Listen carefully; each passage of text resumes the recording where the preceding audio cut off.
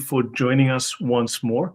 I have an amazing panel with me today, and we're hoping that Usama will join us in a few minutes, as well as Kalam El.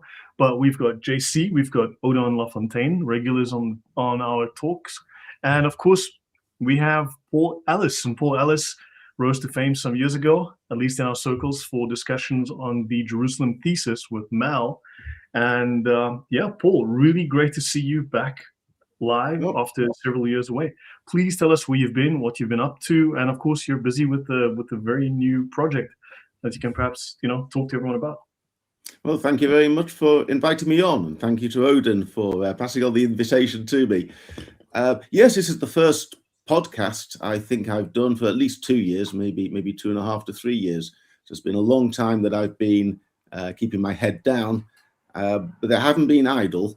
I've been putting my ideas into print, and I've produced a book which I'm looking for a publisher, and I'll either find a publisher or I'll publish it myself. I have a copy of it here so that one could have some sense of the scale of the project. It's about 660 pages, contains more than 3,000 references to the Quran and the Bible, and numerous other sources as well. And this is advancing my the thesis for which I have become somewhat renowned, which is that the Masjid al-Haram, the Kaaba, the house of God, the house of Allah, as it appears in the Quran, is in fact a reference to Jerusalem and not to Mecca. Mecca is a later invented. Mecca in Saudi Arabia was nothing to do with the Quran. If it existed at all, it was not the place that Muhammad was born, lived in, wanted to capture. All of that relates to Jerusalem. So it is. It's been 3 years of hard work putting that together, and I'm now pretty much ready to break cover on it. Right. Does it overlap with what Odon's been presenting in his book? Because we've had Odon speak on his material several times over the last year or so. Like, is there overlap and also any differences that? Oh yes, there's a lot. As we were discussing, I think before the live stream started, there's a lot of convergence now amongst we amateur historians looking at the origins of Islam and looking for the original intended meaning of the Quran. There's a lot of convergence. I think I don't expect that there will be very much, if anything, that Odon will say this evening that I would strongly disagree with.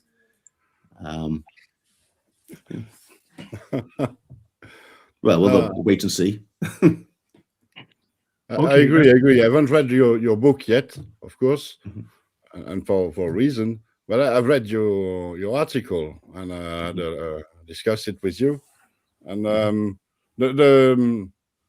yes, there's a lot of overlap. The thing with your work is it's focused on Jerusalem in the Quran, Jerusalem in the Islamic narrative, whereas I didn't focus as much as you.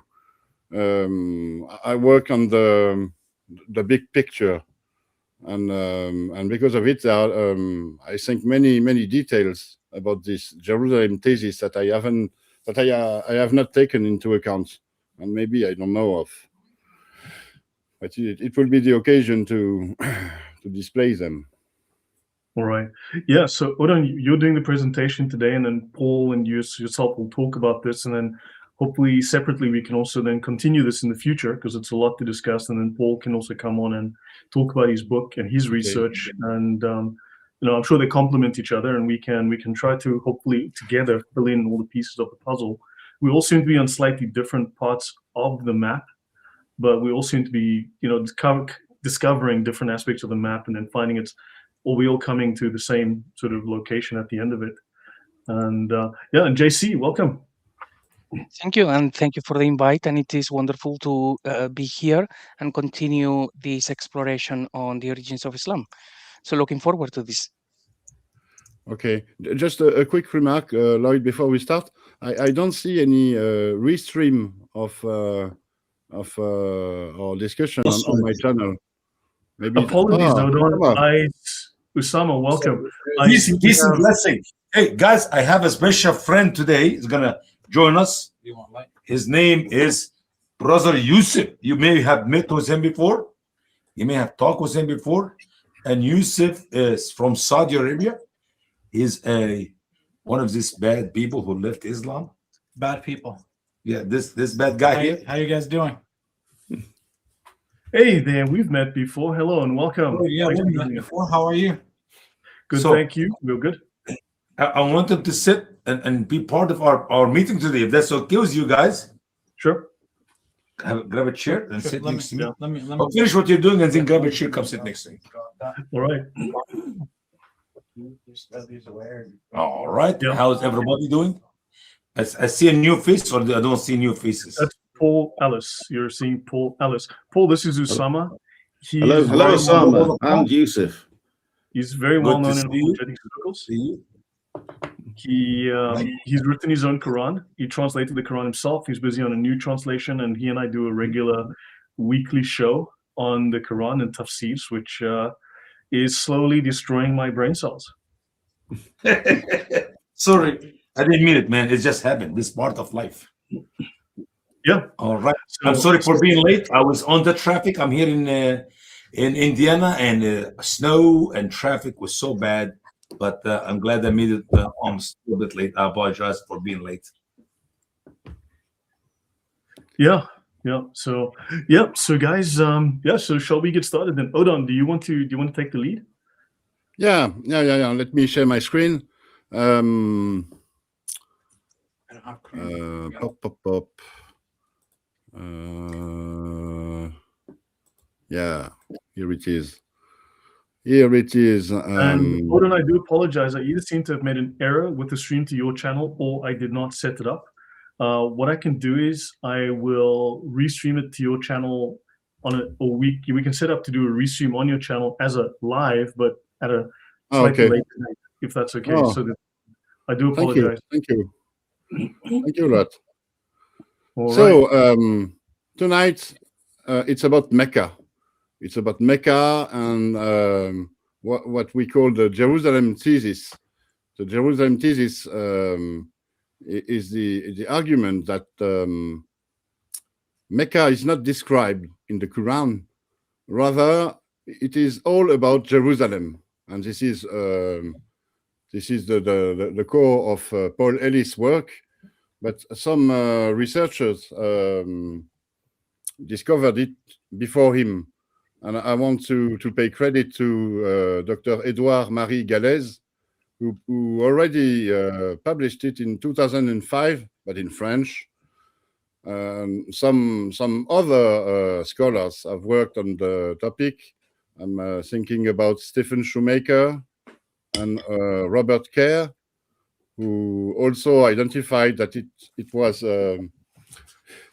not that Mecca was not described in the Quran, and rather it was Jerusalem. But the issue is vast, and so I think that the title, the Mecca question, is much more appropriate for describing this Jerusalem thesis, because it is not all about Jerusalem in the Mecca question. First of all, let's see what Mecca is in Islam. Of course, we all know it. It occupies a foundational role in Islamic sacred history, so within the Islamic narrative, and also in Islam. It is a key component of the coherence of the religion. So Mecca is supposed to have been, within the Islamic narrative, a religious, commercial, demographic hub. So it was centered on the figure of Abraham. Abraham was supposed to have lived here. It was the city of Abraham. There was a pre-Islamic pilgrimage. It is described at the center of an Arabian pagan pilgrimage. It was a city of commercial importance with the Quraysh tribe, so the tribe of Muhammad, who that is supposed to have settled in Mecca and has engaged in a long-distance caravan trading activity connecting almost the whole of the Middle East, from Yemen to the Levant, so Palestine, Syria, and so on, Iraq, and even maybe beyond. And there is also many descriptions within the Islamic narrative of Mecca being a city with a substantial population. So not a city of a few hundred people, but many more, because we see in the tradition, in the hadith, or in the, for example, in the tafsir, that Mecca was capable of supporting an army with horsemen. Some traditionists described 1,000 or even up to 10,000 horsemen. That is in Ibn Kathir. So it must have been a huge city. Yeah. I have a question for Paul, since Paul's been out of the picture for a while. I'd just like the perspective. Maybe all of you can also add your thoughts. You've got the story of Hagar and Ishmael, and she's running around looking for water to give the child some water before he dies. And there's nothing. She's running up these hills looking for anything, and she's literally in the center of supposedly the world's oldest city, but there's nothing but desert there. So that's a contradiction. But do we take the Muslim account that Mecca is the world's oldest city and established for thousands of years seriously, or do we discount it? You know, and what's the implication of us doing either one of those things? Paul, maybe you can give us your thoughts on that. Oh, absolutely discount it out of hand. There's not a... I don't want to preempt what Odin's going to say, but I'm sure he will make the point that in his own way, that there's not a shred of evidence that a place called Mecca existed on the site of Mecca in the time of Muhammad, or for that matter, for about 100 years after the life of Muhammad.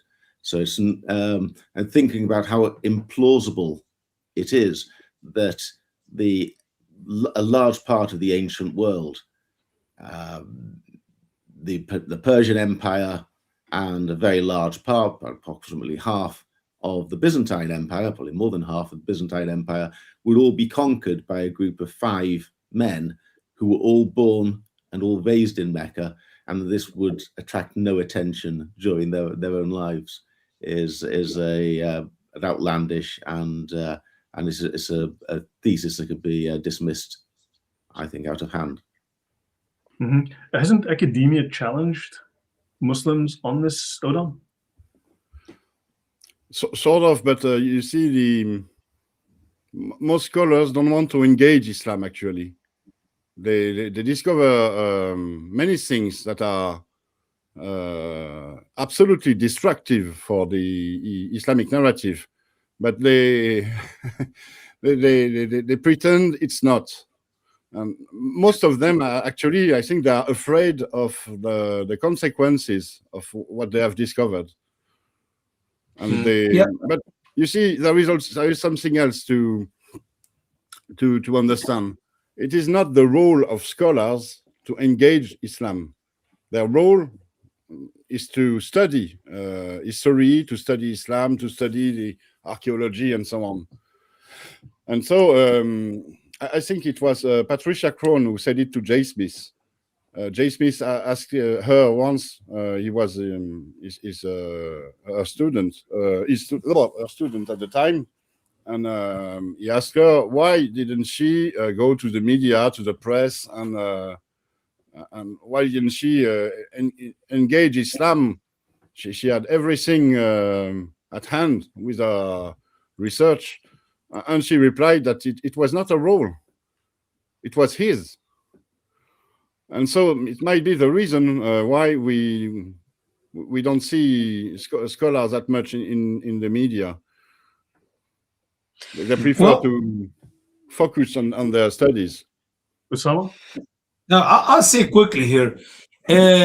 we sometimes think of the Muslim world as a very educated, very scholarly people who knows more about Islam than we think. When in reality, I met with some Saudi doctors in Egypt a good 20 years ago, doctors, medical doctors, who do not know jack about the Quran or Islam. And I'm sitting here next to Yusuf, and he shared with me something in one of my broadcasts in the past about the footstep from Abraham. If you tell a lie big enough and keep repeating it, people eventually comes to believe it. The Muslim world believe the narratives which has been taught by the Muslims without questioning. We don't think about evidence of whatever we hear. What we hear is true. End of story. You come up with a new narrative, whatever you want to talk about, you're a liar. You're an Islamophobe. You're a liar. But what happened with my buddy Yusuf, and I'm going to say make him say it short and sweet. He lived in Saudi Arabia. He was in Mecca. He was at the Kaaba. And there is a place there, a secret place, which is called the foothold of Abraham. That is where Abraham stand up there to build the Kaaba and was carrying one of these big rocks to put up. And because he stood up on that piece of rock, his foot make a mark on that rock. Okay? Tell us, what did he say to your father and how he react to you? So yes, I was with the family, and I was maybe 10, 11 years old. And as a child, you have questions sometimes, as honest as, as the question that I was going to ask, not thinking of the consequences that's going to come afterwards. But I was asking him, like, if this is where Abraham stood and picked up a rock or a brick to build this Kaaba. First of all, it's good maybe 15, 20 feet away from the Kaaba now. So it's not by the Kaaba. But there is a footprint, like a footprint inside that. It's not a footprint, it's like a dent on a rock. So it's like the rock is it's like if you have a piece of clay and you have you put pressure in one spot and then you leave it to dry, it's gonna stay like that. So I said, if this is a footprint if Abraham was standing here, and that's his footprint, where's his other foot? I was a child. I mean, it was a stupid question, but I needed an answer for it. It's a very important question. It's an honest question. Yeah. Where is his other foot if he was standing there? But I think that there are two indentations, aren't there? If we look. No, there was only one. Only one. So, but you're not referring to the same. I think I have a picture in my presentation of this. Perhaps I was thinking of the Maqam Ibrahim. Maqam Ibrahim, yes. Yeah. Yes, there are two. I think there are two indentations, two oval. Somebody made this second one. No. It's probably. I mean, I've seen it. There isn't any. Yeah. Yeah, no, it doesn't look like that. That's a lie. That's a lie. You have a dent and not a foot spot. That is garbage lie. No. This is completely different. This is AI foot, the foot of Abraham, but not the real thing. It might be not AI, but it wasn't like that. See the cover. But I have some difficulty with the miracle anyway. Let us suppose that Abraham has been told to build a house, and he wants to do the upper part of the building and the upper part of the wall, and he needs to stand on something to put the blocks up on the wall because he's building the house. Yeah. Let's suppose this, and it's a fairly useless item because it's only 1 foot tall. Well, you stand on that. That's not going to help you to build a house. It's not like a step ladder or something that will give you like several feet. It'll give you 1 foot at most. But then suppose he drags this heavy stone rectangle over so that he can step on it to put a layer of another layer on the building, and then Allah very helpfully makes him sink 6 inches into the 12 inches that he's moved over. It's not very helpful, is it? It's right. I don't see the miracle. I don't see the story. You're absolutely right, Yusuf. The story seems to trail off, as though no one could quite explain what it's meant to signify or why it's happened. It's an attempt to explain an artifact. Sure. Listen to what how his father answered. Listen to how. So yes. instead of giving me an answer, a child is asking a question, instead of giving me an answer, and because I asked it out loud, I got a smack in the head. Like, you cannot doubt these things. You know, we were taught, and that's what we take. Never to ask. Quran 5:101 is a very powerful verse. Never to ask. Don't ask. End of story. Right. So go Okay, ahead. great. I'm not sure to interrupt your teaching about the Kaaba, but you could not figure out a ways archaeologically or scientifically if any proof of anything about Islam. We just take it for what it is because we have been told, and it's the end of the story. Well, we have I have an explanation, same as Paul, for the footprints. It's pure concordism. There is a mention in the Quranic text of clear signs of the standing place of Abraham. And so because there is a mention in the Quranic text, devout Muslims think this must be.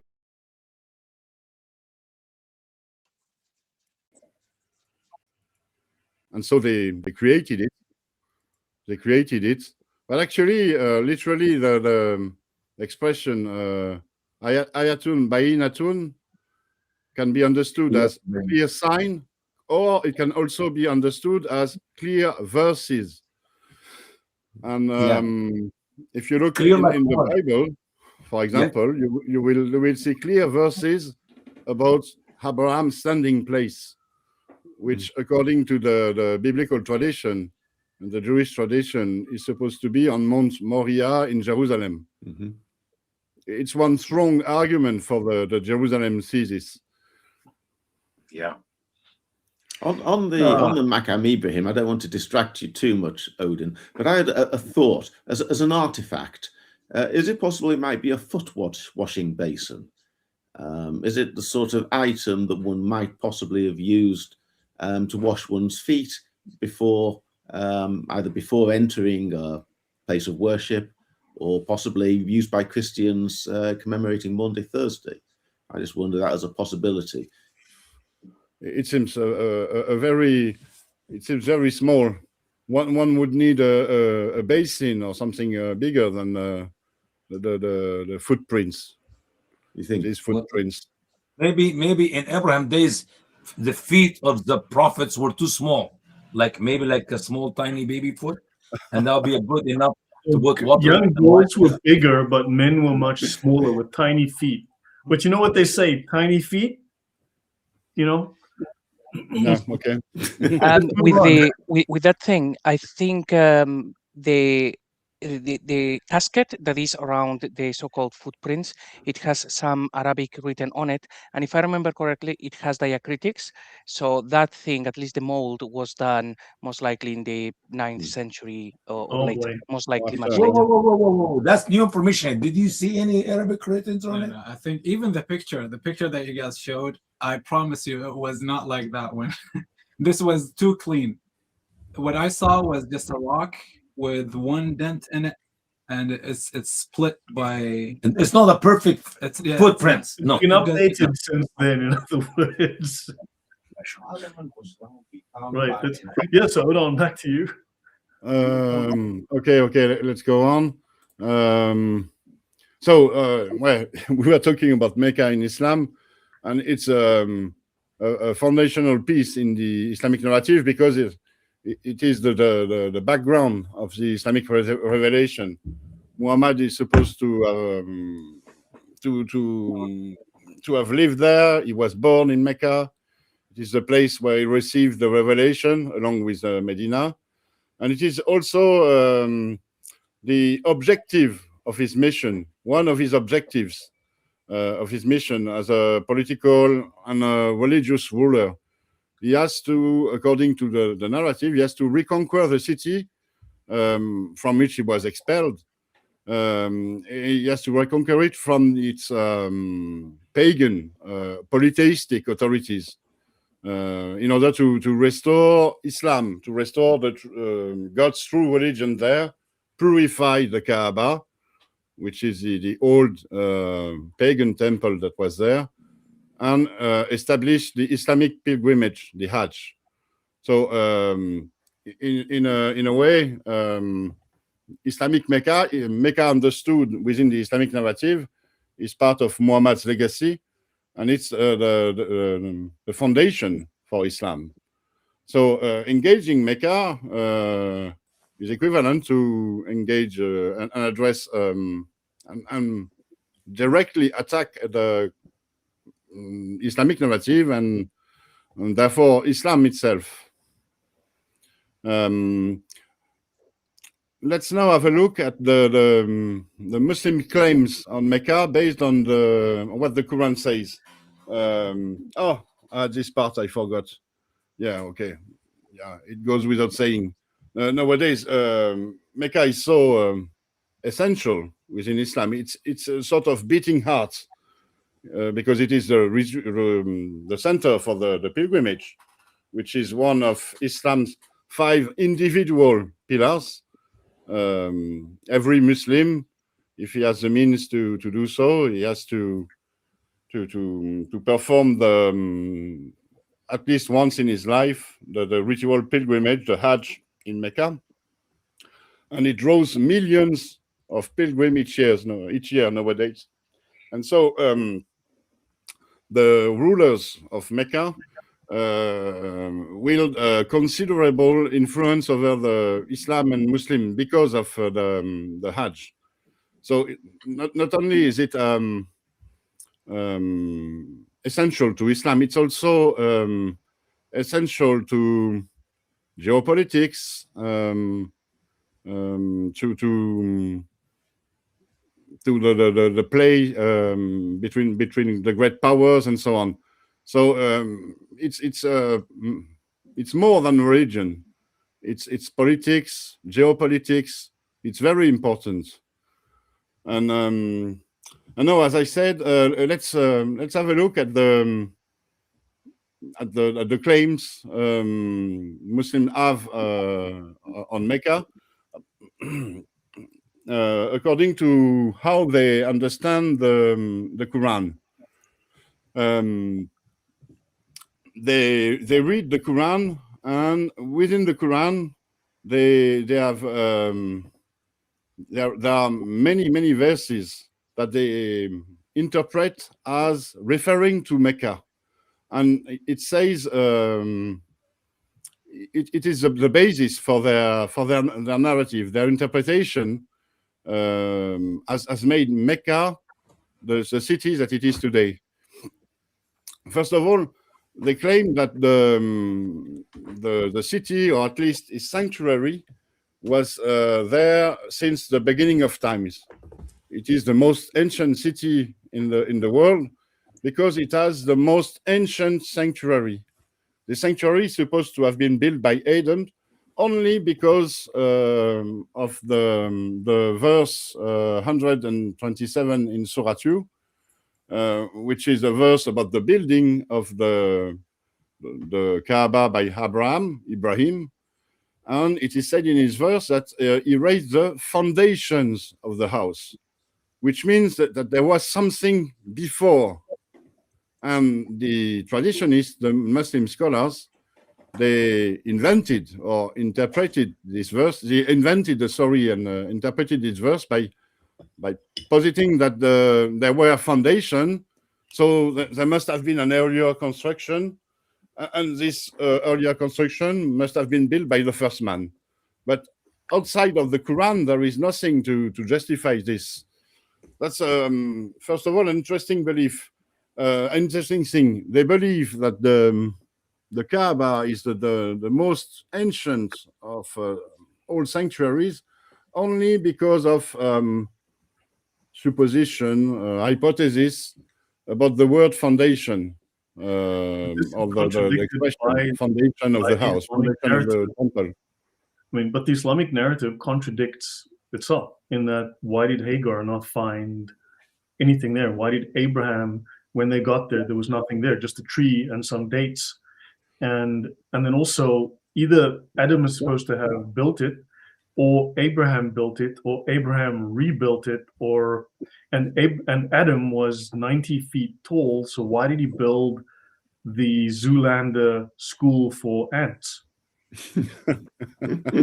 Yeah, one could argue that the foundation, the building was destroyed because of the cost of times, and the foundation remained, but they were buried. What Abraham did was rediscovering these foundations. Yeah, well, we can always say that the building was destroyed by the flood, but we know that Abraham came after the flood, and he and his son Ishmael were raising the foundation according to the word of Allah to that building. When you raise the foundation, that means you did not have it to start with. Right. So it sounds to me like a brand new building. Are you guys aware? Sorry, go. Please. New building. Right. But Usama, I think you know this better than me. In Arabic, I think it's about raising the house from its foundation. No, actually, raising the foundation itself. Not raising the foundation itself. Okay. And it's amazing the order Muhammad put it in the Quran is weird, because he started by cleaning the house, and then a little bit later he raising the foundation of the house.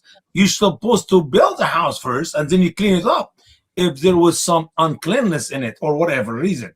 But it's the whole story. It's like, it seemed to me whoever wrote the passage in the Quran did not realize that he's put it in the wrong order. Does not make any sense whatsoever. Raising the foundation. That means you don't have a house. But before that, I'm sorry, Brother Lloyd. Go ahead. No, we've spoken about this. Yeah, excuse me, Lloyd. No, please finish. No. Would it be helpful if I make an observation here? I know I tend to be a bit boring on this and try and bring everything back to Jerusalem, as though that's the only thing I've got to say. But if one thinks of the house as being the Jerusalem temple, the foundation stone of the temple is the pinnacle, the summit of Mount Moriah. So in order to build a temple upon a fairly small exposed piece of rock, one has to build up foundations around it. And of course, you look at the Temple Mount now, and it's very clear that there's a level esplanade, and then at the moment the Dome of the Rock. But once upon a time, the temple was built on a raised platform like that. So for Jerusalem, the idea of raising the foundations, to me, makes perfect sense, because it's built on the top of a hill. I don't see any way in which you would raise foundations for Mecca, which is in a valley, and the actual area around the Kaaba seems pretty flat.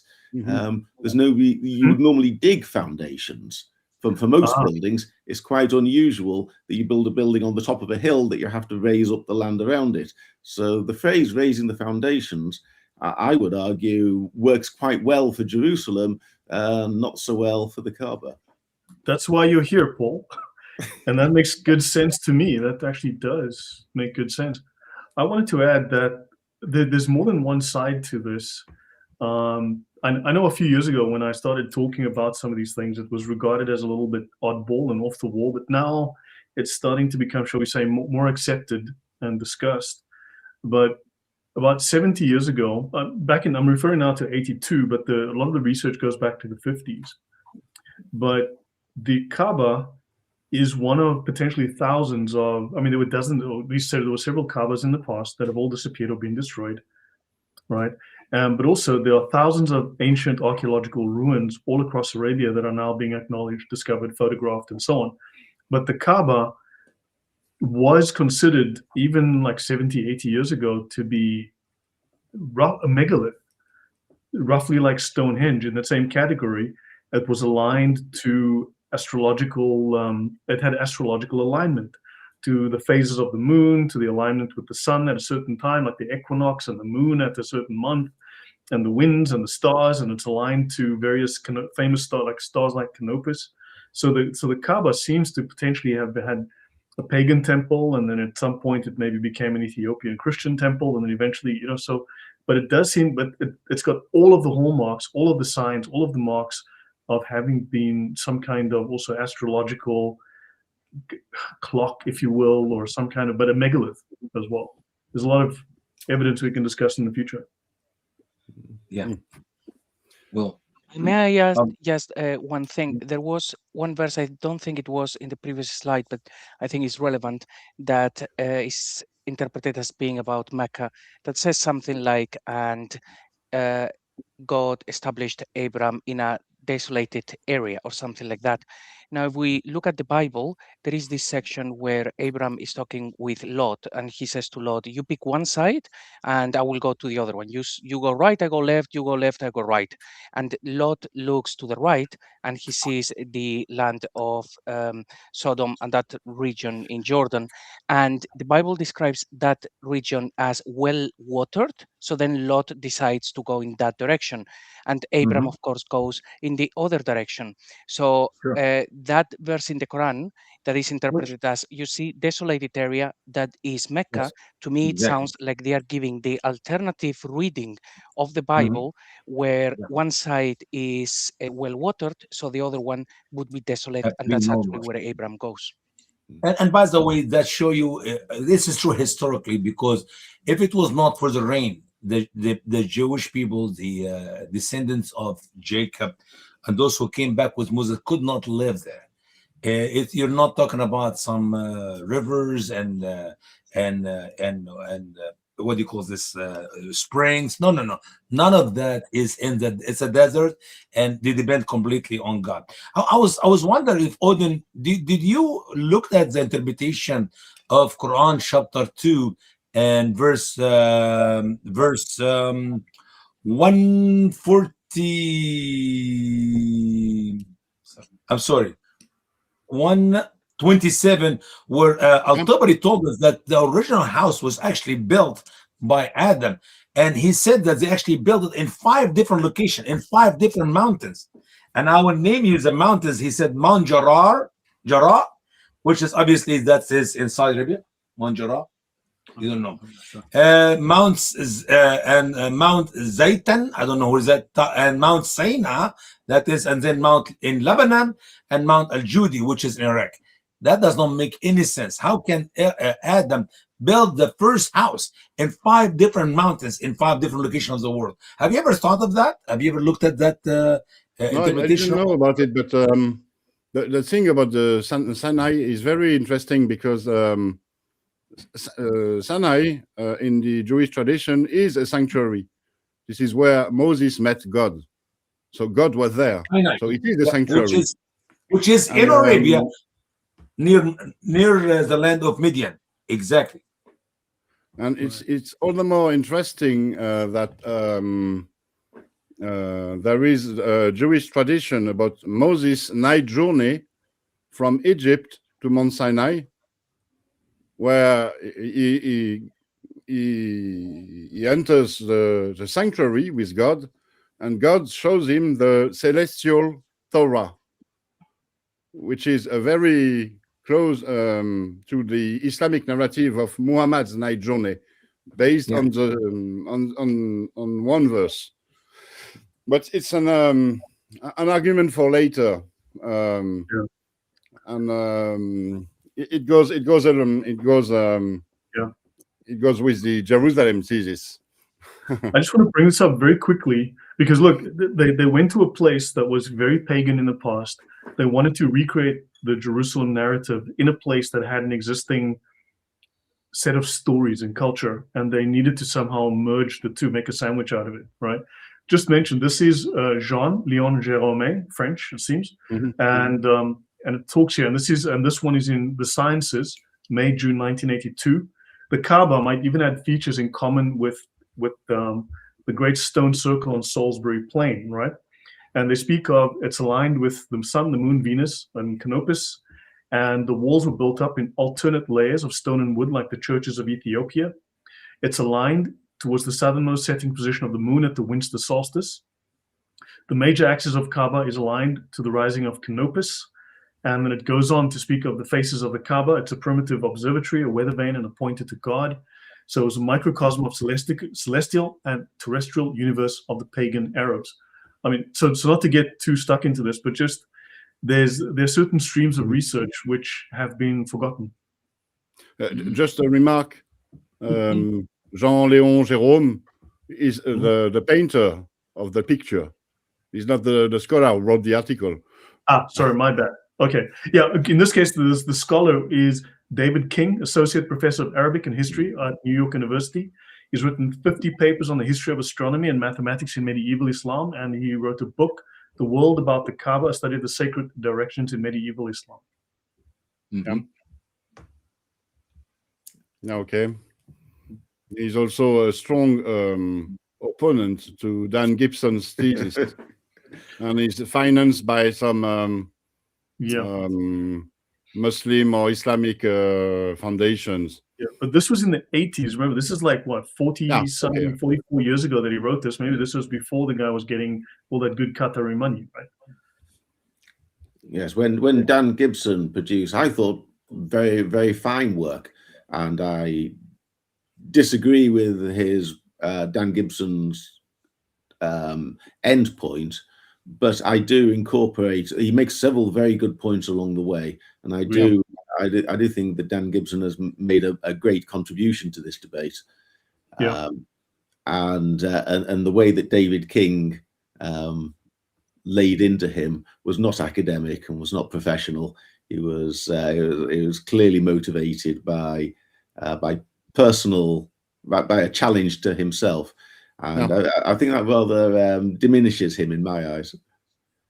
No, but the worst point that David King made in his grudge is that he acknowledged that most ancient, most early mosques, or at least some of them, are very precisely directed towards Petra. But his explanation is that it's only a coincidence, which cannot be. It cannot be precise. It cannot be this way if it's a coincidence. But in his paper against Gibson, he wrote it nonetheless. He didn't realize what he was doing, I think. Anyhow, let's go back to the descriptions of Mecca, supposedly in the Quran. One other very important description is that Mecca is supposed to be the standing place of Abraham, Maqam Ibrahim. And this expression is used several times in the Quran, and within the Islamic narrative, it can only be, of course, Mecca, because it is the place where he was put to the test by God, who asked him to sacrifice his son. The son is not named in the Quran, but the Islamic narrative assumes it's Ishmael and not Isaac. And so we have this very famous passage about the near sacrifice of Abraham's son, which is a sort of copy of what we find in the Bible. And it gives us also an explanation, a way to understand the meaning of Maqam. It's not just a standing place. Of course, it's based on the word, the verb, which means to stand. But it's not only to stand; it's to stand as if in a trial. It's to stand before God. It's to stand to pass God's test. And we have the exact same expression in Hebrew, Makom, Abraham. And so it's not just a place, it's and not just a standing place, it's a testing place. But brother, it's more than that. We have too many problems with that passage, If we took the passage literally, he was walking with his father, talking with his father. This could not be Ishmael. According to the Islamic teaching of the Hadith, Abraham was already left his son Ishmael with his mother while he's still breastfeeding.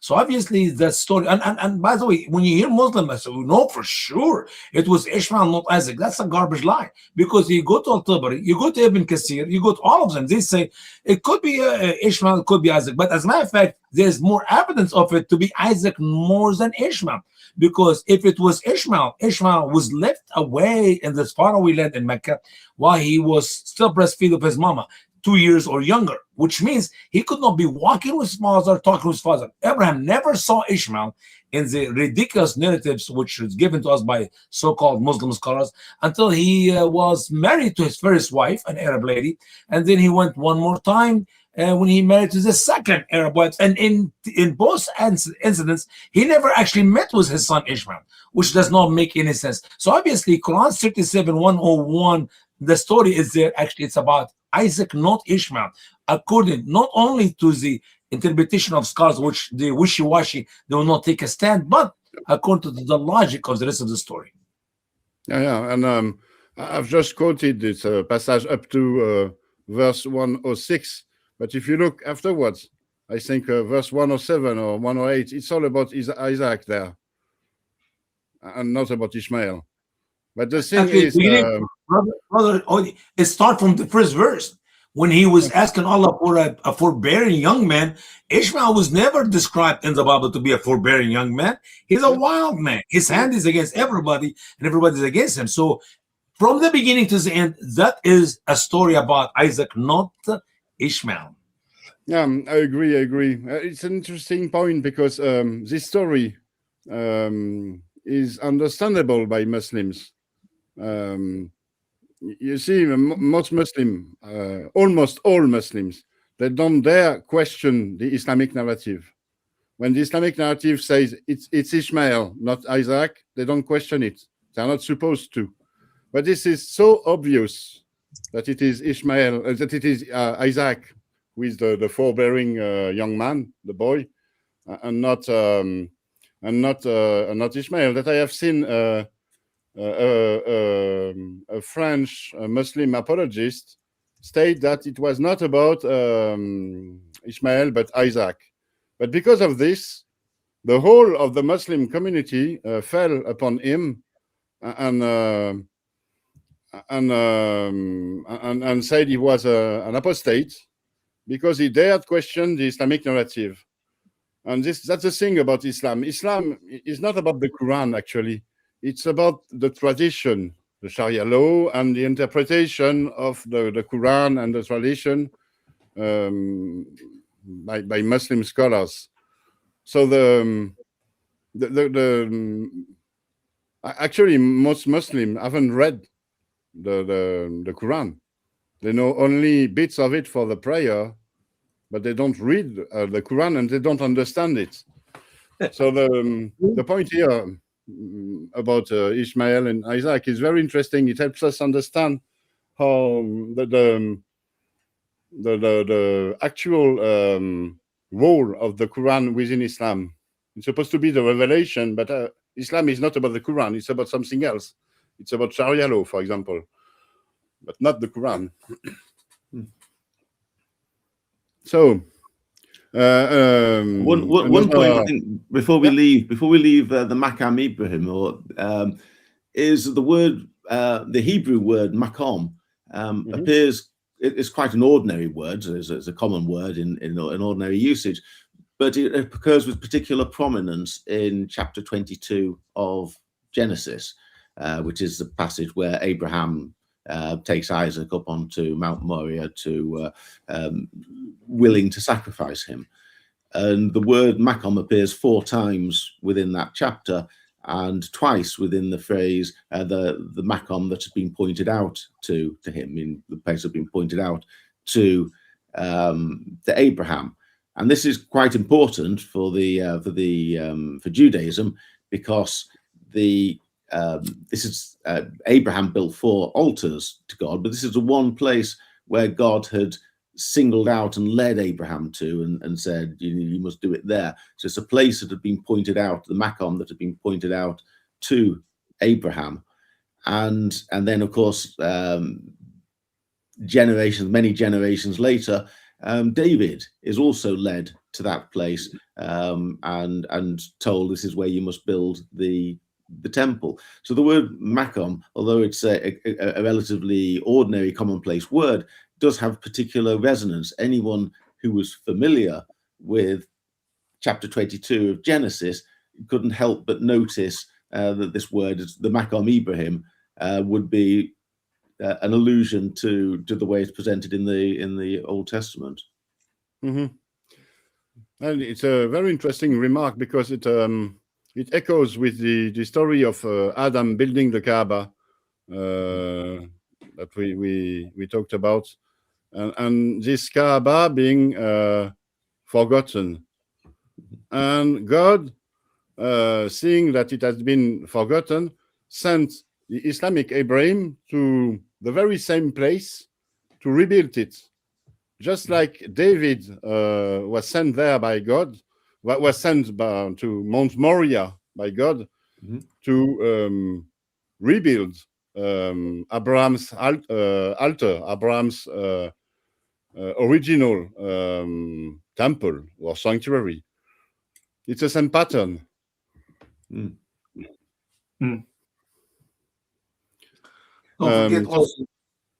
forget, guys, the altar which the Lord had required his people to build, it was never a building like that which we see in the Kaaba, because what they do is they stack a bunch of rocks without corners, without smoothing with any chisel or any hammer. They just build a pile of rocks, natural shape, no square, no building. The Kaaba is one thing, and the altar which we read about throughout the Old Testament is a completely different story. But the Islamic narrative story about the Kaaba is derived from Jewish tradition. Yeah, They applied the same pattern. The Kaaba has this cubic form because it is the form of the Holy of Holies in the Jerusalem Second Temple. Mm-hmm. So there is a strong connection between Judaism, Jewish traditions, and the fabrication of Islam. The other very, very strong expression that connects, that supposedly, according to the Islamic narrative, connects Mecca to the Quran is the many mention within the Quran of the Kaaba, and supposedly it has been built or rebuilt by Abraham and Ishmael. So it's we talked already about this episode. So it's mentioned several times that Abraham built or rebuilt the Kaaba. We already looked at this verse in Surah 2, 127. There are other mentions of Abraham and his connection with the holy city and the Kaaba. Surah 22, verse 26. And I want everything that is within brackets is, of course, a gloss, a text that has been added by the Muslim scholars in order to interpret it as the Islamic narrative imposes. So, and when we designated Abraham for the site of the house, the temple, for the Kaaba, according to this narrative, do not associate anything with me, purify my house for those who perform tawaf. So here it's not translated. By the way, this is the Sahi International Translation. So it's a translation that is very obedient to the Islamic narrative. So those who perform when tawaf, Christians use it, it becomes Daif International, Odon. excuse me, When Christians use it, it becomes Daif International. Daif. Ah, Yeah, means weak international. Yeah, we- it's no longer Sahih when we use it. but you'll see it afterwards. For my part, and you will see also this in my book. Mostly, I used Arthur Droge or Droge translation, which is much more true to the Quranic text. Most translation, as we know now, have been done by Muslims, and they twist the true meaning of the Arabic words and expression in order to fit the Islamic narrative. An interesting point here is that this we see here this idea of the tawaf, so the circumambulation around the temple, and it is also a Jewish custom. And the last word is Abraham saying, "My Lord, make this city," supposedly Mecca, according to the narrative, secure. Keep me, my son, away from worshipping idols. And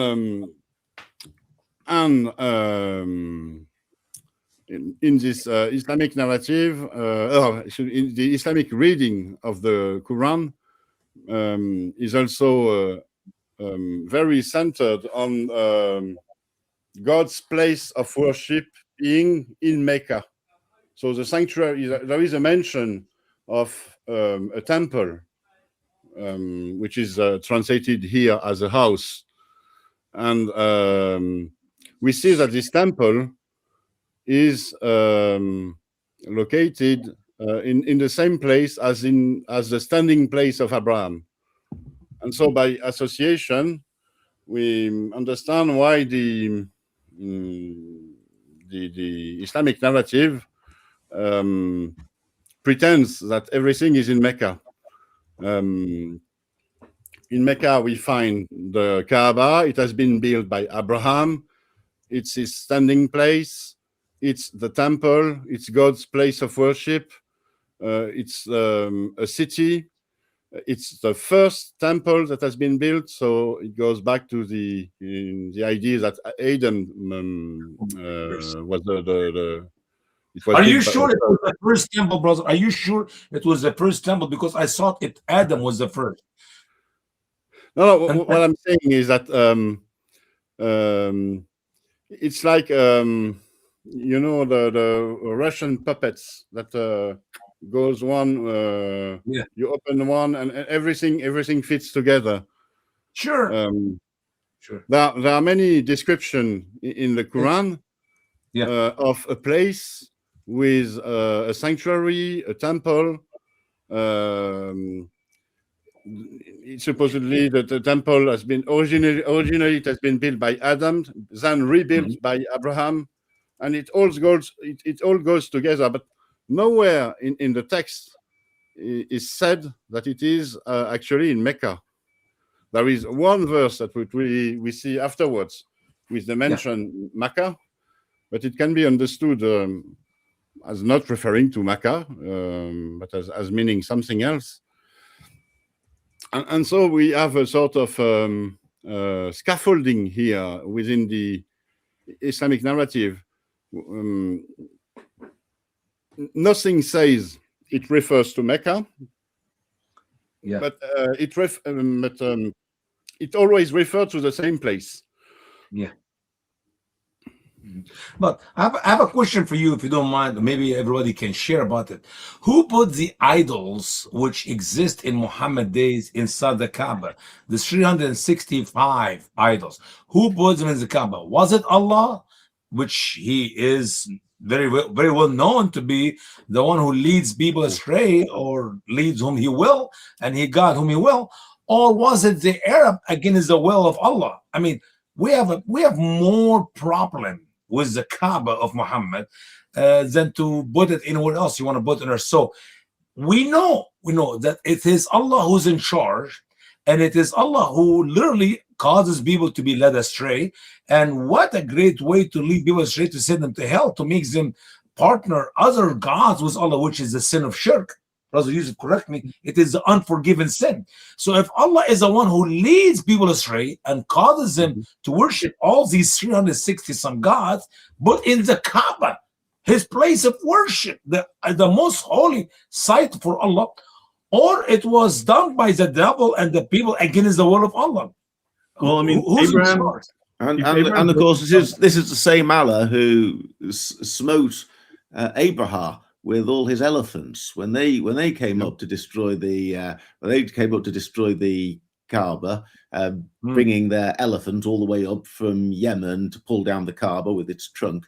Then God, Allah, stirs himself to perform the miracle of the birds smiting the army with the tiny pebbles, killing everybody who the pebbles strike. But you're absolutely right. Why did he not do something similar?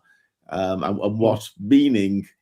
Since that took place before the call of Muhammad and the cleansing of Mecca, why did God do that? Why did Allah do that then, and then call Muhammad to cleanse it? Why didn't God see through the whole thing at that time, or why was God protecting a pagan shrine? The story doesn't tie up. If Abraham had founded it and it was Allah's shrine, then at what point did Allah get all these other companion gods clustered there with him? But if you go back in history, you look at what the Arabians were doing when they were trading all the way up into Turkey, Syria, right? They had, I think, something like 12 trade cities that they'd established, which so like Hatra is one of them that was discovered in the late 1800s or something. They discovered Hatra, where the Arabs had set up a trade post, and these trade posts were agnostic. So within their temple, they would have all of the gods of all of the people who traveled through the city to trade, so that anyone could go to that temple and worship, and they would have dozens, if not hundreds, of gods in the temple. So you've already got a model that was current at the time. I mean, at the pagan era, well, long before Islam, where they were doing this. So you had a model for having a Muslim temple with hundreds of gods in it. So that already existed in the past. All right. So I have one more question to Odin. How about the other Kaabas which exist all over the earth near the Saudi Arabia Kaaba? What have you done any research about it, and tell me what Muslims think about these other Kaabas? Actually, within the Islamic narrative and for Muslim, there is supposed to be only one Kaaba, and it But remember, they went to Yemen to destroy. He sent 150 men to destroy the Kaaba in Yemen. The thing is that the Kaaba is not how do you say this, a proper noun. It's a common name for a sanctuary. And so we have Kaabas outside of Arabia also. We have Zoroaster's Kaaba in Iran, for example. There is the Kaaba in Jerusalem, which is the tomb of Mary, and it was a Kaaba, because a Kaaba, I think originally it meant a cube, a cubic form sanctuary. But it became a generic name. It became a generic name, the same as some brands like a Kleenex, for example. Give me a Kleenex. It has become a common name. And a Kaaba, actually, in the 7th century, it was a common name. Of course, there was the reference to the cubic form of the Holy of Holy in Jerusalem, Second Temple. Something. Sorry, go finish on, please. No, I'm done. Go on. Just something I want to mention, because there were temples dedicated to Mecca, Al-Makkah. I mean, but this is like slightly off topic, slightly on topic. This is Yemen, right? And they had a specific size of temple, 14 by 18 by 14. Right? We talked about it. And Mecca, but they would always have these pillars, 6 to 8 pillars. right? You can see here's another temple, and you can see all these pillars. And Islam leans heavily on the pillars of Islam, and this is what preceded it, was temples with pillars. So it's just that there seems to be these potential references to the previous culture to tie it to the culture they were embedding Egyptian. themselves in. Brother, That- we have many pillars in Egypt. Pillars in Egypt, it's all over Egypt, and many of them you see them fall broken, but there are many standing as well. Yeah. Yeah, so I think they're trying to retain the culture that they embedded themselves in, the South Arabian culture, but they're also trying to push a new narrative and then trying to merge all of these things. So you have all these disconnects. Mhm. I have another returning to the Abraham building the Kaaba, which is a question or observation or rhetorical question, which is what was the purpose of the Kaaba as a structure when if Abraham built it, it looks like a single chamber room. There's a little staircase, but let's treat it as a chamber. It looks as though it's meant to hold something.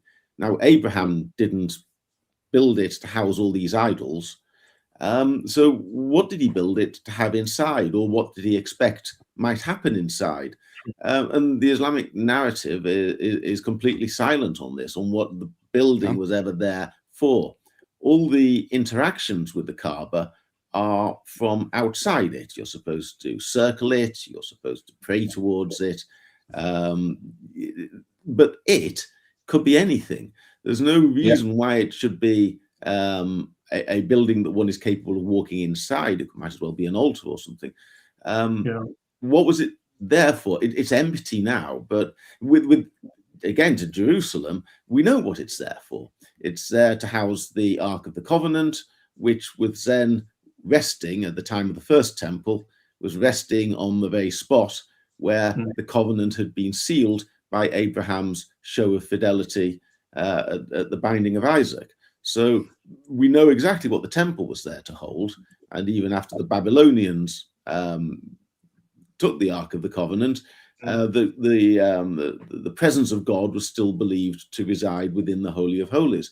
But I've never heard any Muslim say that Allah is specifically present in the Kaaba. I've never heard anyone claim that the Ark of the Covenant made its way all the way down to Mecca. And what was it for? All these loose questions that I've never heard a plausible answer for. Don't know if any of you guys have come across that. Even if we take it back to Adam, if Adam built the first Kaaba, as Muslims claim, I'll ask the same question you're presenting to us here. What was the purpose of Adam to build the first building? And it would be too small for Adam to even go inside it. I mean, think about Adam, who's 90 foot long, so it's 60 cubit, 90 foot long, and the building was too small. So what was the purpose for Adam or for Abraham to build the same building? What are we getting out of it? Allah says, go build a house for me, right? Yeah. On this point, there are three pillars inside the current Kaaba. Again, we go back to pillars, and if you go back to the Old Testament, I have it in my notes, I'm not going to look it up now. Abraham is forbidden to worship stone pillars as well as tree pillars, effectively, as gods. And then if you look at the door of the Kaaba, it's got huge symbolism. It's gold covered, but it's got the sun and the moon. So there's that symbolism. So there's, again, you've got these Jerusalem type themes and you've got these ancient pagan themes, and it's trying to reconcile these to make everybody happy. But the Kaaba we see now is, of course, it's not Muhammad's Kaaba. Yeah, correct. But the Kaaba was destroyed by a flood around 1630 or 1631, completely destroyed, and it was rebuilt from the foundation, but from the rock, from the bedrock. So what we have today has nothing in common with the Kaaba from the Middle Ages. But there's a point I want to make based on Paul's remark. It's very interesting, this absence of meaning. The Kaaba doesn't mean anything for Adam. It doesn't mean anything for Abraham. the building has no sense at all. And I think it's a clue that this story, the Islamic narrative story, does not come from an actual religious tradition. It's a clue that it's a forgery, a copy of another story, which is the Jewish tradition story. In the Jewish tradition, Adam goes to Jerusalem, and still I think there is a chapel nowadays dedicated to Adam near the Holy Sepulchre. And thereafter, Abraham goes there and builds an altar, and David goes there and sets up the tent, and his son Solomon builds the temple. And what we have in the Islamic narrative is it's only the copy, or the twisted copy of this Jewish pattern. Yeah. Yes, on that, if I may.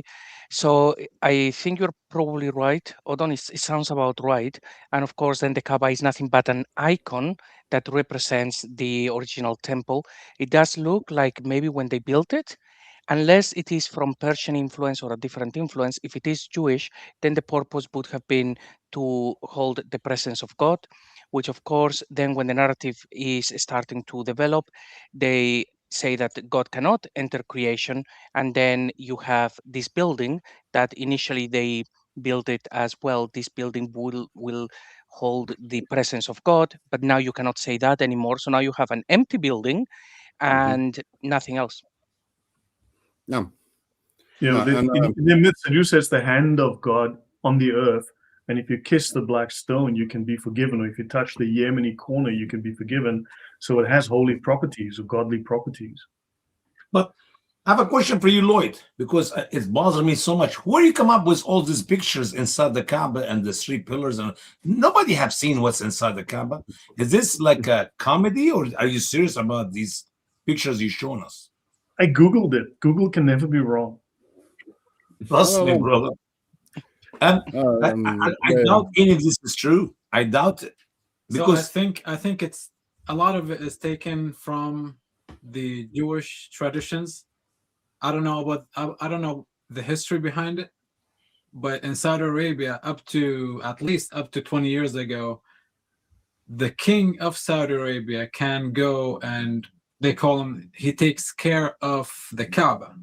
They call him the servant. Every king in Saudi is called the servant of the house of Allah.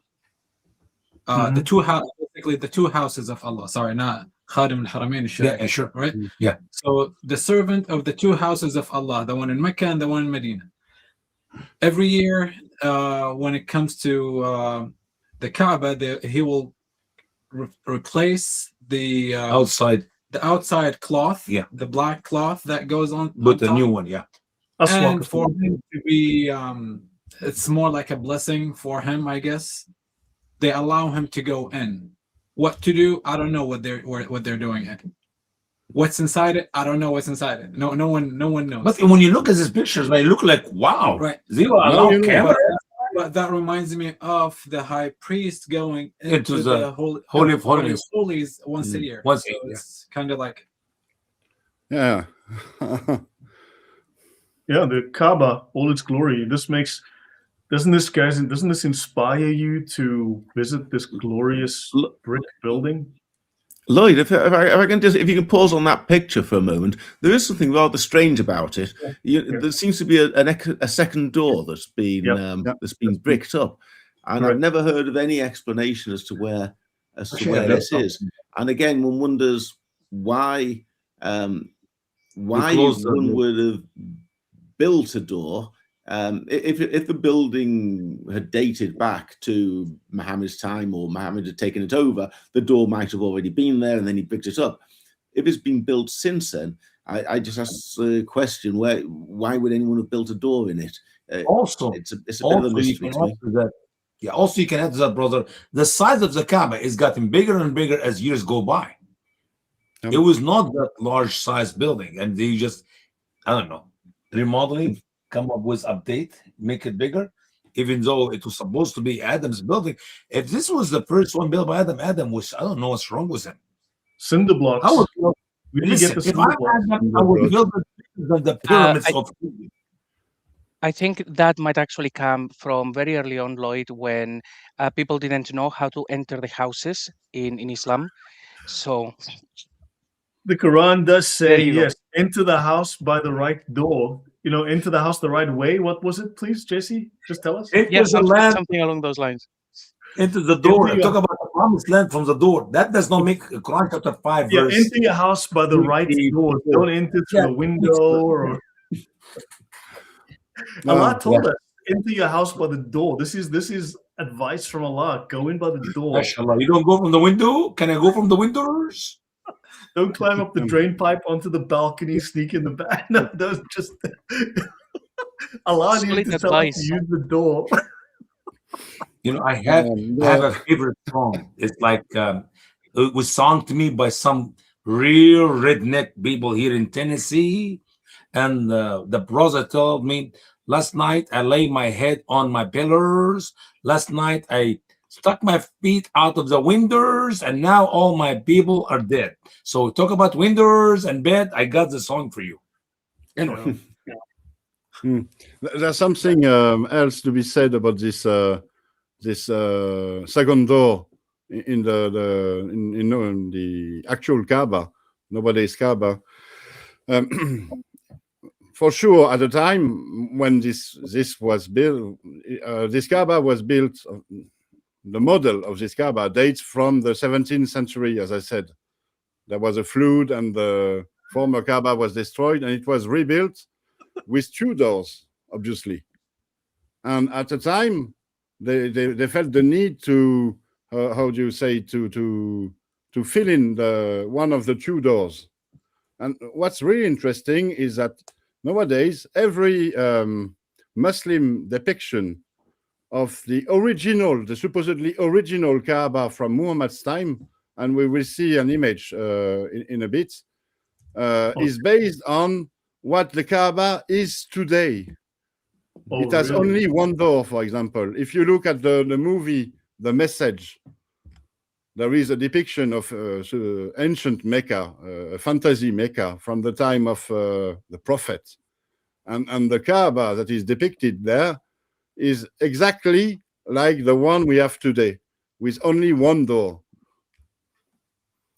Now, it's interesting how history is being reshaped and rewritten day to day, actually, by the new high priest, who is the king, the Saudi king.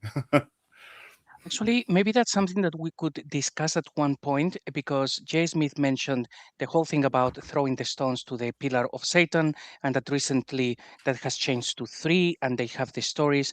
So if we have these stories with the Kaaba as well, and our new friend has mentioned that even the foot of Ibrahim that he saw, they are different, is making me think that maybe the ones that we see now online is not the same that we had 30 years ago. So maybe we need to do a little bit of digging and show how they are reshaping the history in the last decades. Yeah, in 100 years, there's always going to have been 3 pillars to throw the stones at, if you think about it.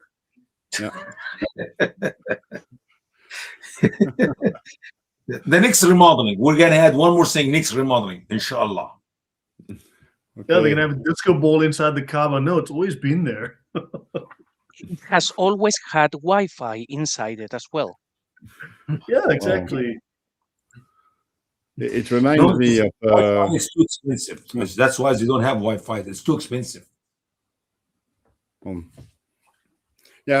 was about to say that it reminds me of a video that David Wood did in his glorious times, maybe like 10 or 12 years ago, maybe more, where thanks to the magic of special effects, he put himself inside the Kaaba.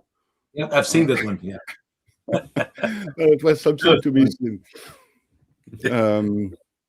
Anyhow, let's conclude this this slide about the pre-Muhammad Islamic narrative with this remark: God's religion fell into oblivion, and Mecca became the holy city of Arabian polytheism. And you see this; it is exactly the what I was telling you about. We see this pattern of someone building the first sanctuary, then it falls into oblivion, and then another one comes to the same place, he rebuilds it, and it falls again into oblivion.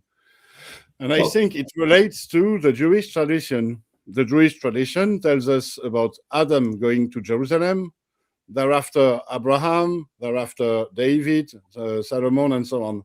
But the Jewish tradition has an explanation as to why Abraham had to go there or David had to go there. But there is no explanation within the Islamic narrative as to why God's religion fell into oblivion after Adam. And again, it fell into oblivion after Abraham. Why wasn't it kept?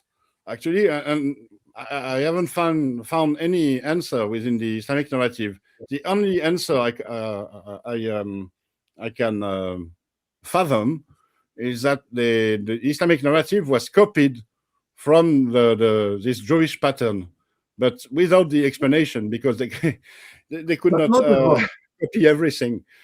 Yeah, brother, notice the difference between the tabernacle tent or Solomon temple later. Obviously, we know David could not build the temple because he had bloody hand, and the Lord chose his son Solomon, which means peace, as his name actually means to build the temple. As a fact, in the Holy of Holiness, there was the Ark of the Covenant. Even when it used to be outside, as you travel, you could not touch it by your hand.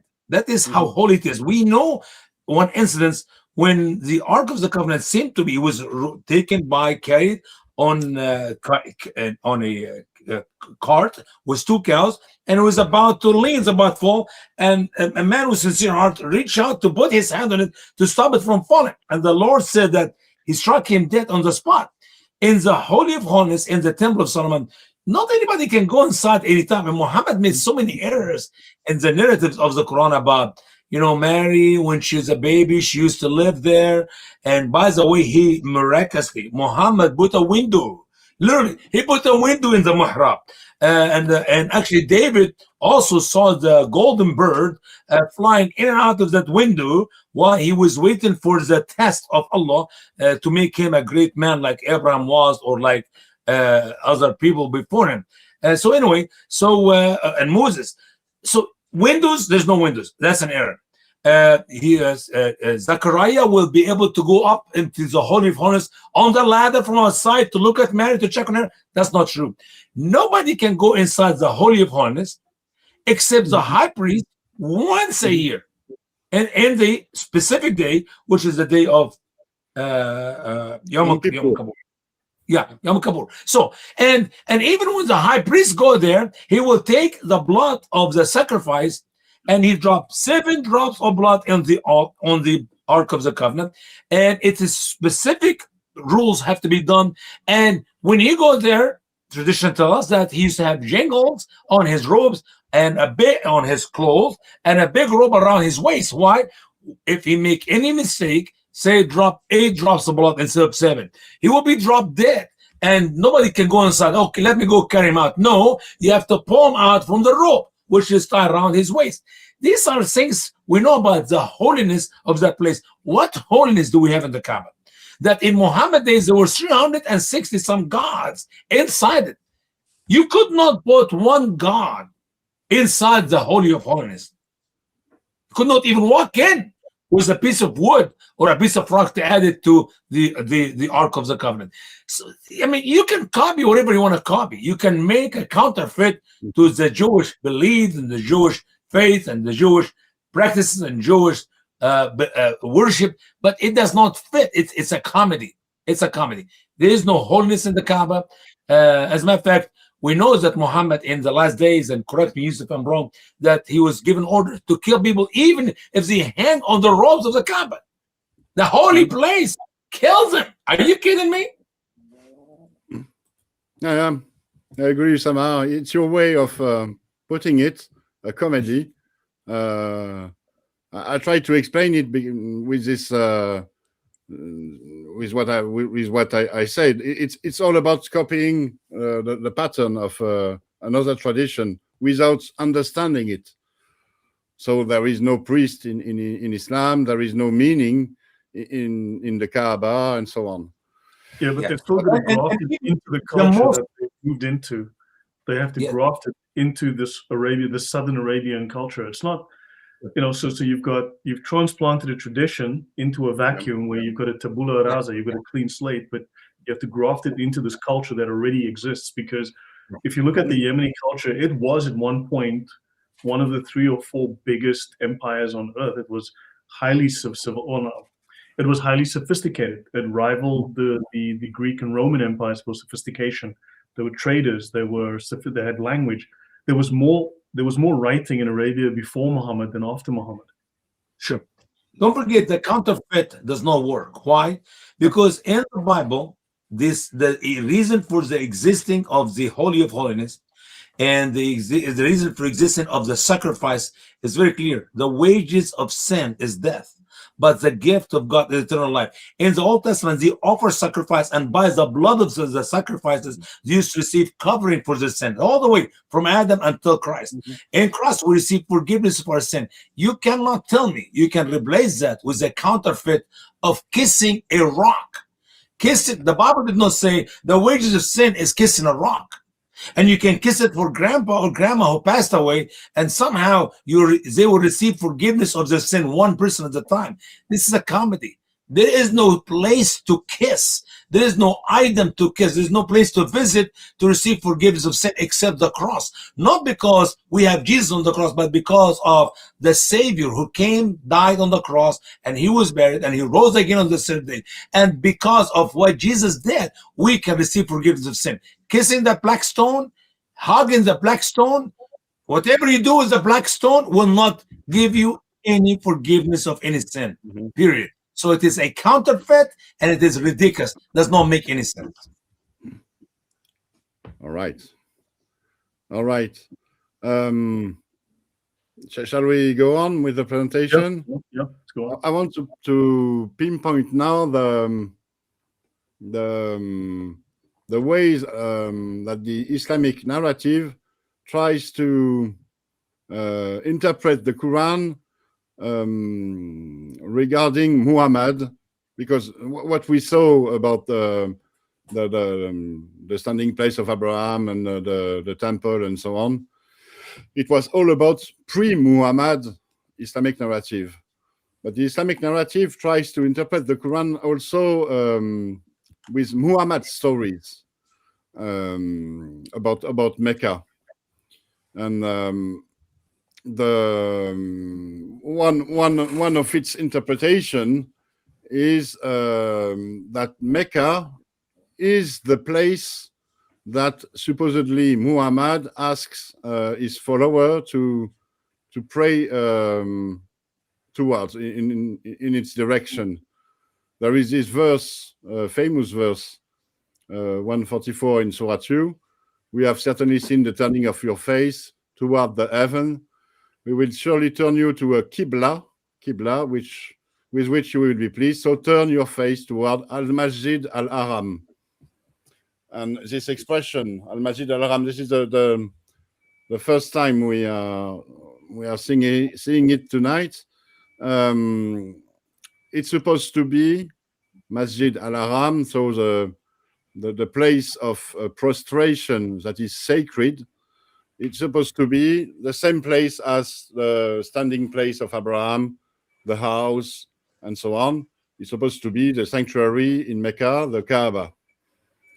And so the Islamic narrative interprets it as Muhammad being asked by God to ask his follower to change the Qibla, the prayer direction. And by the way, Qibla, we will see it in a bit. Qibla, it can mean direction of prayer, but literally it has to do with the tradition, what was before. So we we can interpret the Qibla as being we give you a new tradition. Mecca is also the city that is supposedly, according to the Islamic narrative, lecture reading of the Quran, it is a city that has to be reconquered by Muhammad and the first Muslims. And there are supposedly there are some descriptions within the Quran of this endeavor, of this reconquest, of attempts to reconquer the Mecca. What do you guys think of Roxy's comment? She says, Christ, the rock who takes away our sins. So Islam had to have a counterfeit rock.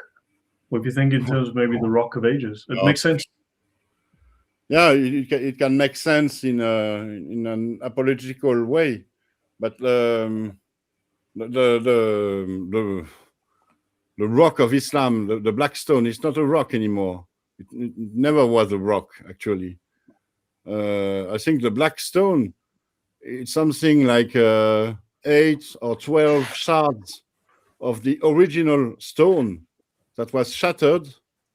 We don't know when exactly, and they have been put together with a resin, a black resin.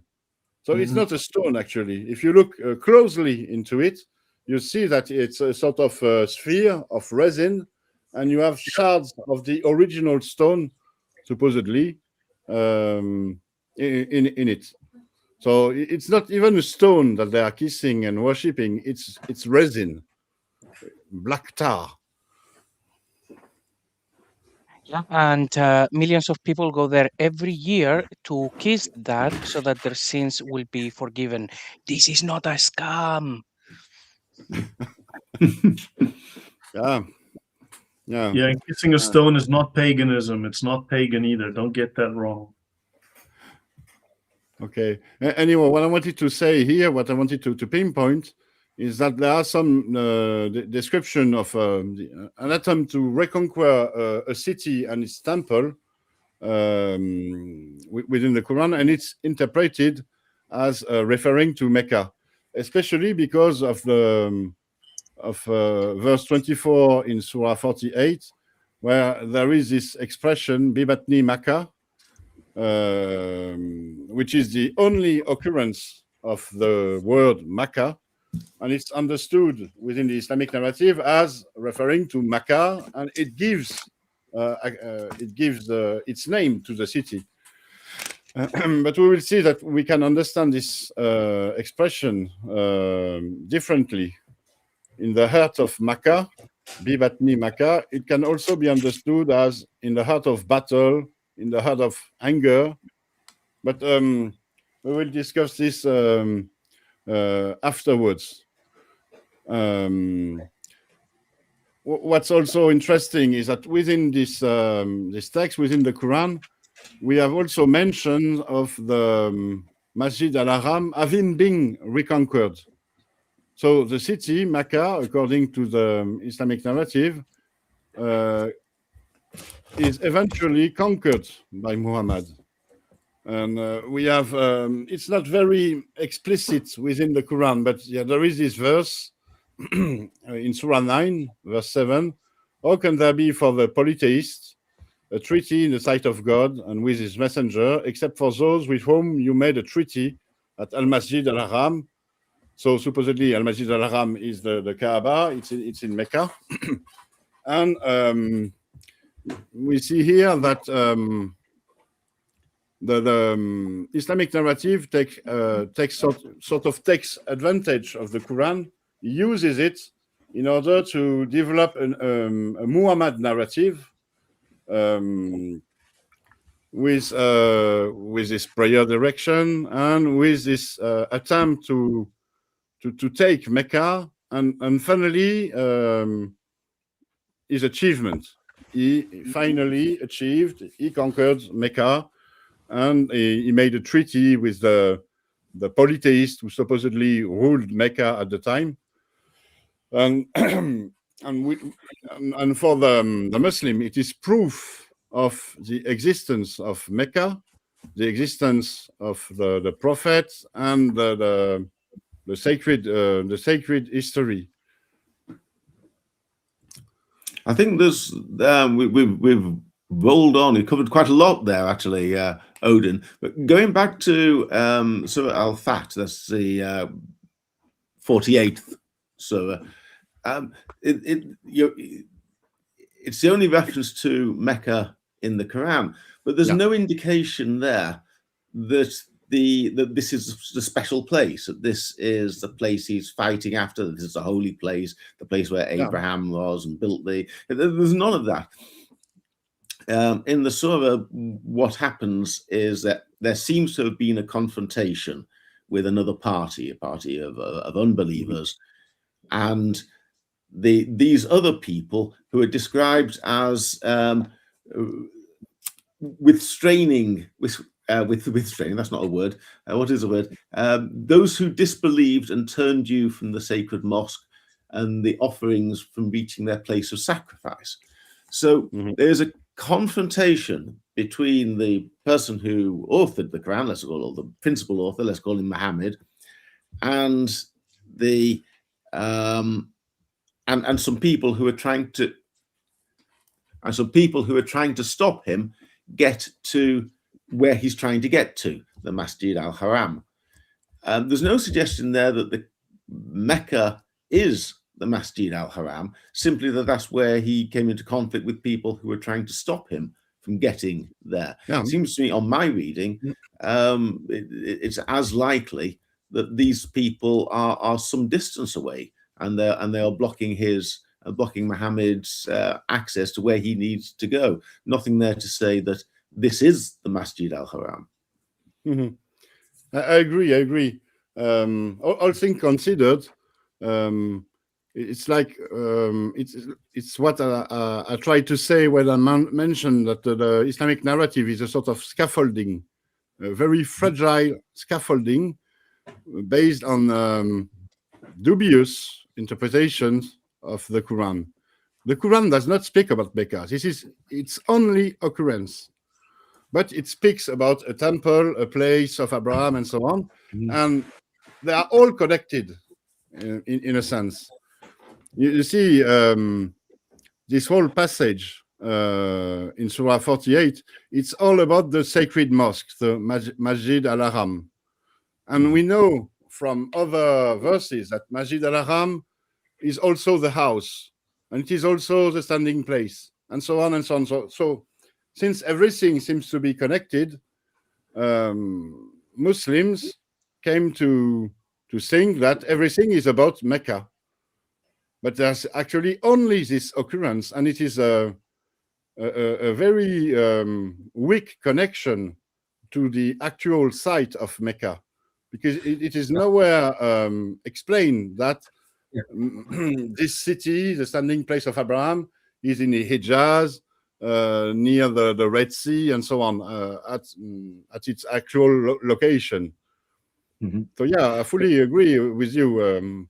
But by the way, I looked at the interpretation of Al-Tabari to these verses in Al-Fath, chapter 48, about the victory which Muhammad received and the spoil which he will receive. And Al-Tabari told me first, it's concerning Khaybar. Khaybar is in Medina, not in Mecca. Then he went a little bit later. Some scholars said that it's actually the Romans and Tabuk. And then he went the last portion. He mentioned Mecca. I'm sorry, if you can make potato out of any verse in the Quran, you can make any kind of meals you want to make out, because that's not how the Bible is written. If you want to interpret the Bible, you have to have a solid information with details. Muhammad never, and I said again, never gave us anything in the Quran about anything in details.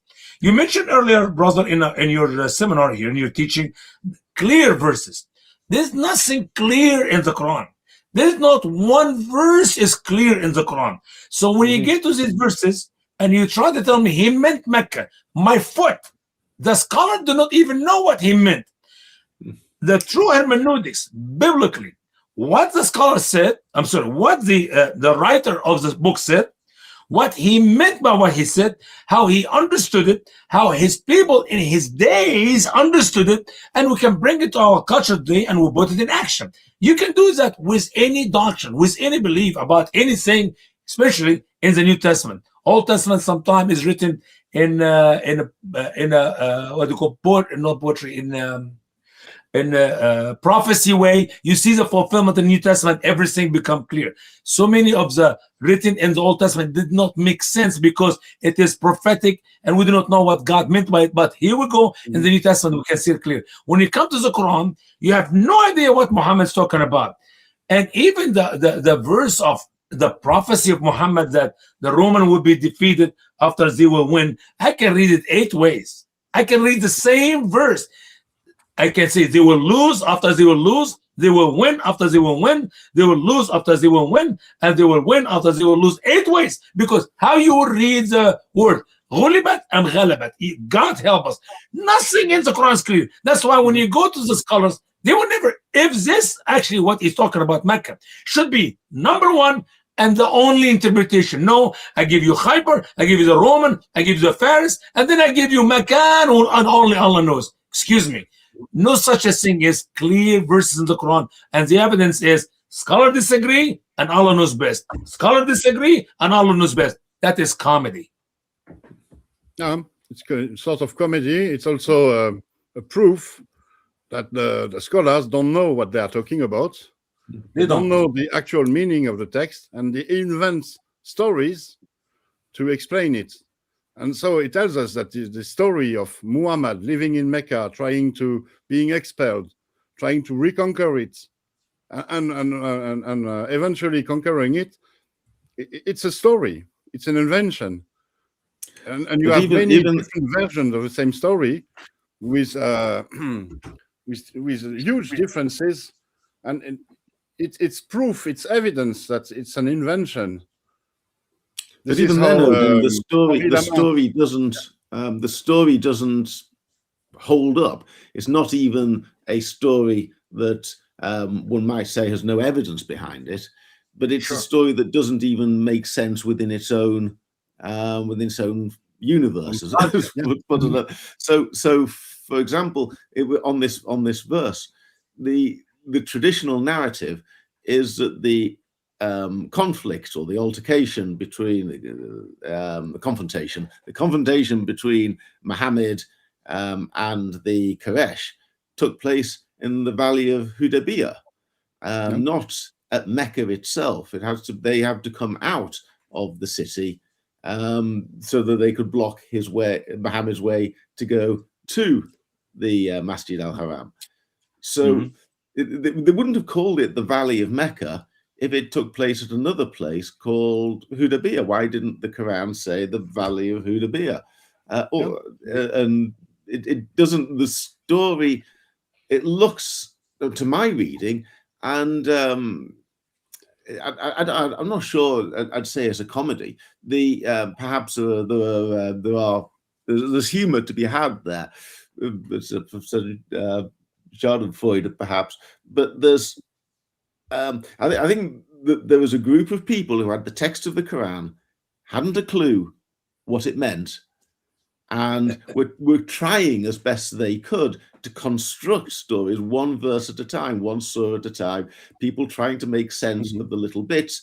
And then 120 years later, Ibn Ishaq is given the task of trying to rationalize it all. And he does the best he can with a very difficult mass of material and tries to make sense of it. And then other people it takes another 100 years or more, 200 years, before Al-Tabari comes out with what you might call the final definitive account. I don't think people are I don't think they're trying to mock people or construct something out of nothing. I think it started off with people trying to explain the Quran, and then somebody else trying to explain the explanation, and then somebody else trying to explain that. And somehow the process has come out with the rather garbled and unsatisfactory narrative that we have at the moment. I'd hesitate to call anybody on the route a liar. Yeah, I agree. totally agree with that as well. That it does look like when it was written, everything made sense for the writers, of course, because otherwise you wouldn't write something that makes no sense. But the guys who have to explain it away is hundreds of years later, and they have. We lost JC. Oh, we just lost him. Yeah. Oh, Yeah. too bad. Just joined us again. Welcome back, JC.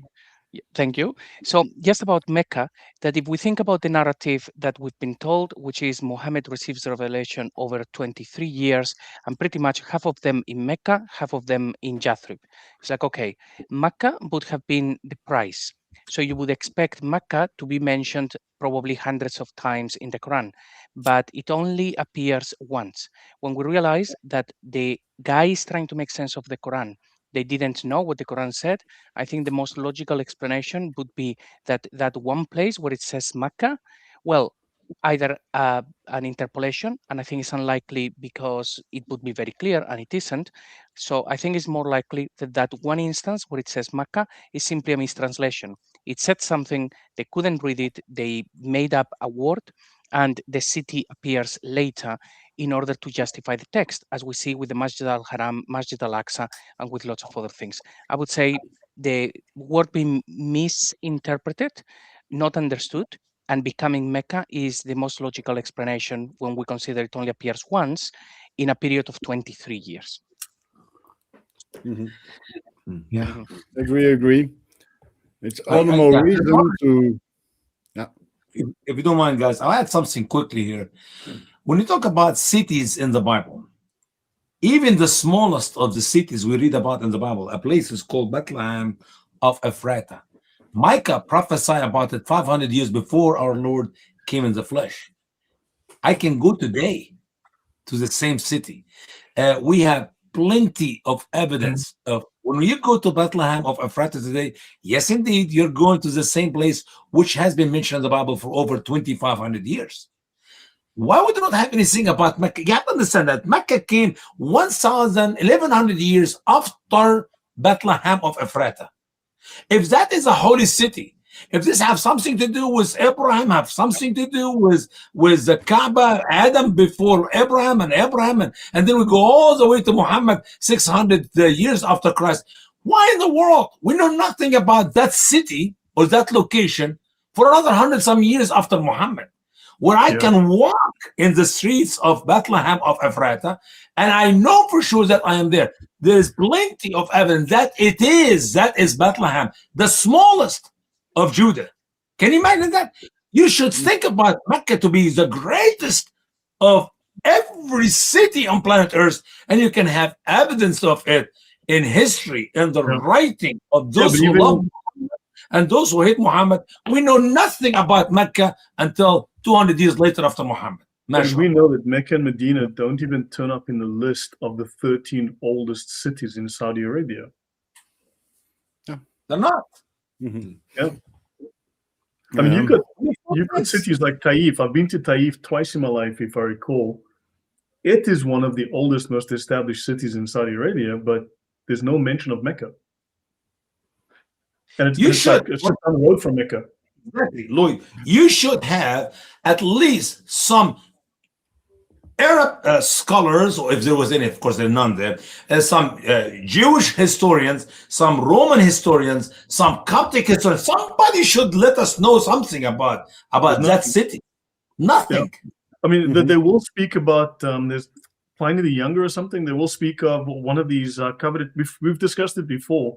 They will speak of the guy who speaks of Maqaraba, right? And they say it's Mecca, but we know now Maqaraba has been placed. It is in Al-Mahabisha in Yemen, and this is about 730 kilometers south of where Mecca is. And Al-Mahabisha means the place of the Ethiopians. I mean, let me put it this way. What's more important, a tomb for a wicked king in Egypt or Mecca? What's more important, a tomb for some of the Jewish people who died in the Promised Land, or Mecca? Why we know where tombs are, but we know nothing about Mecca? Yeah.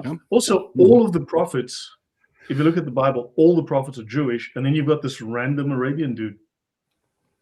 Well, and Muhammad made a big boo-boo in the Quran, where he assured us that the prophethood belonged to the descendant of Jacob, to the descendant of Israel. We got two powerful verses and the idea that there will ever be a prophet who's not a Jew. Right. No, this is yeah. I mean, so there's a theological aspect to this, right? Where clashes with reality or with the known facts. There's a historical, archaeological issue, and there's other perspectives. There's a narrative perspective. There's a number of areas where this clashes.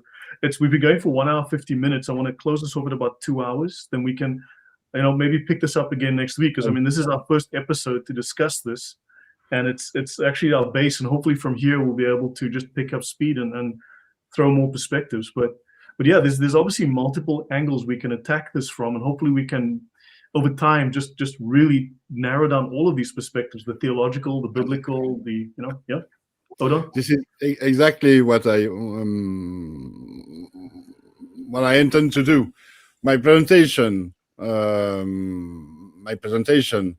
was the first part was about the Islamic narrative, and we talked about it for 2 hours, and it raised many questions, and so it leads us into doubting the authenticity of Mecca from a scripture's point of view. And even because we have this clue that there is something wrong, then it's a starting point to look at other fields. And this is what I want to do now, or maybe next week, is to investigate some major issues with Mecca, but some major physical issues with Mecca.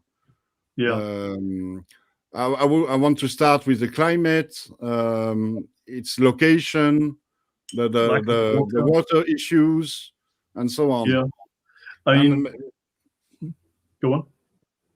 And I think it's only logical. You see that the Islamic narrative, even with all its scholarship, does not make sense. It seems very weak. So it raised the question about Mecca. And when you look into it, you see that it's impossible, absolutely impossible, that a city could have developed there. It's not possible. It's physically impossible. Yeah, there's a story I should share. I mean, Ahmad gets on a bus and he blows himself up for Allah. And he gets to paradise. And he says, hey, do I get my 72 virgins? And Allah says, yeah, sure, there they are. And the guy turns around and it's 72 of the ugliest hags you've ever seen. And Ahmad is like, what the hell? And Allah says to him, like, why else do you think they're still virgins?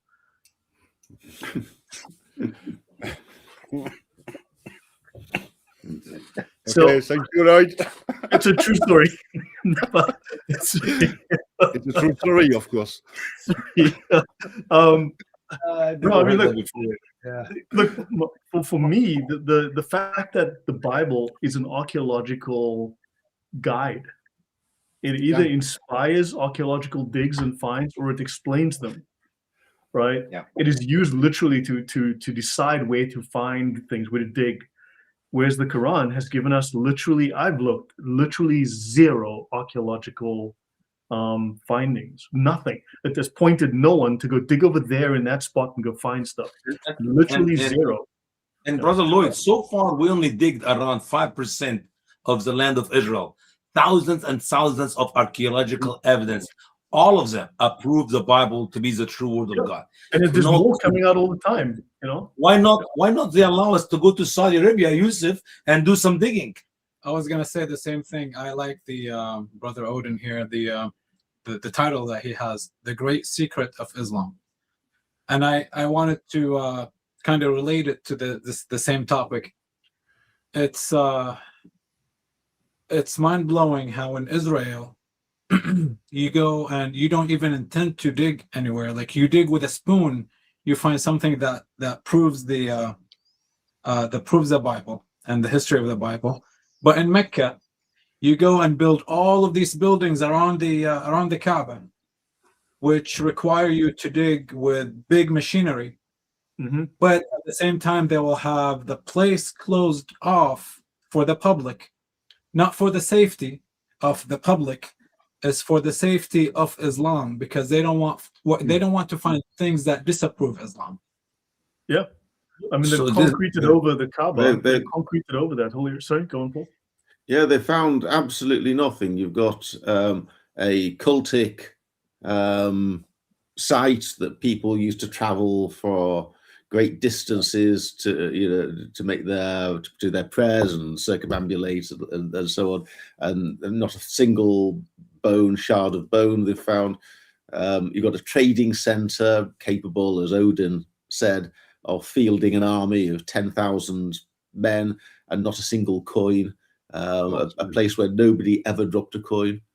I think the only defense one can make for the on that point, if one were a traditionalist, would be to say, well, the Muslims are not actually, don't have a greatest record when it comes to sifting the spoil from buildings.